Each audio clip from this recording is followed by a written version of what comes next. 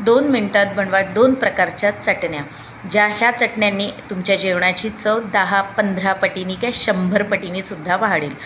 हे फळ या सीझनला मिळते. कच्चं असते त्यावेळेस थोडंसं तुरट लागते, पण ज्यावेळेस हे पिकतं त्यावेळेस हा फळ खूप छान लागतो, चवीला जबरदस्त लागतो. तर हे फळ मला आईनी माहेरकडून आलेलं, आई आली होती माझी गाऊन, तर तिने आणून दिले होते.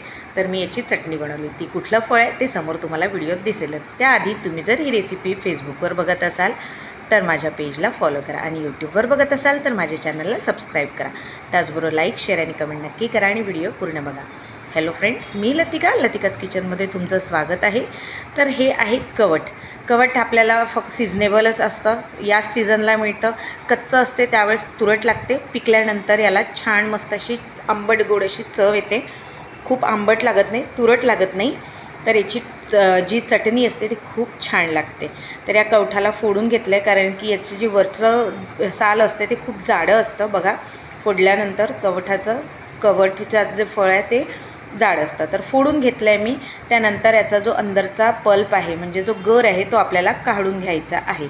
तर याच्या बिया तुम्ही मिक्सरमधनंसुद्धा वाटून घेऊ शकता, पण मी हे हाताने बनवणार आहे सर्व, कारण की याच्या बिया जेव्हा दाताखाली येतात त्यावेळेस ते खूप छान वाटते, चविष्ट वाटते. तुम्हाला जर आवडत नसेल तर तुम्ही मिक्सरलासुद्धा फिरून घेऊ शकता. तर अशा प्रकारे मी 2 कवठ काढून घेतले आहेत, 2 कवठाचा गर काढून घेतलेला आहे. तर इथे बघा, आता हा जो दुसरा फोडला आहे ना, त्याचा पूर्ण अख्खा गरच मी काढून घेतलेला आहे छान असा, आणि याची साल बाजूला ठेवून दिलेली आहे. तर आता हे दोन्ही कवठ घेतलेले आहेत एका भांड्यात. आता यात चवीनुसार आपल्याला मीठ घालायचं आहे. तर चवीनुसार घालायचं, जास्त एकदम घालायचं नाही, नाहीतर खारट होणार. यात तुम्ही काळं मीठ, जिरेपूडसुद्धा घालू शकता. मला साधी आवडते म्हणून मी यात काळं मीठ आणि जिरेपूड नाही घातलं, साधं मीठ आणि तिखट घातलेले. तिखटाऐवजी तुम्ही मिरचीची चटणीसुद्धा घालू शकता. तर मी ते तिखट पावडर घातलेले आहे आणि हाताने मिक्स करते, जेणेकरून याच्या बियाणं बारीक झाल्या नाही पाहिजे म्हणून.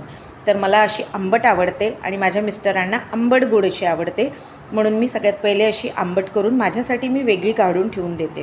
कारण की घरात म्हटलं की सगळ्यांच्या चवी थोड्या वेगवेगळ्या असतातच, कुठलंही घर असो. तर याला छान हाताने मी छान मिक्स करून घेतलेलं आहे. तर आता बघा, ही माझ्यासाठी मी एका वाटीतभर अर्धी मी काढून बाजूला ठेवलेली आहे, कारण की माझ्या छोट्या मुलीलासुद्धा आंबट अशी चटणी आवडते खायला आणि जेवणाची चव खूप छान होते.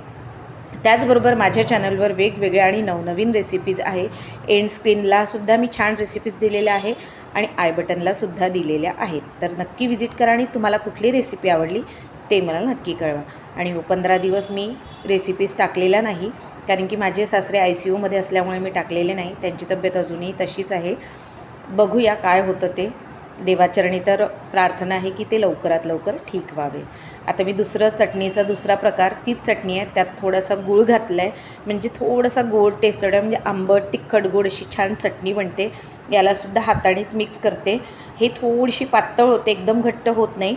तर अशी ही चटणी होते आंबट गोड. ही खूपच टेस्टी लागते. मला आंबट आवडते, पण ही आंबट गोड चटणीसुद्धा खूप चविष्ट वाटते. तर अशा 2 प्रकारच्या चटण्या इथे 2 मिनिटात बनवून रेडी झालेल्या आहेत.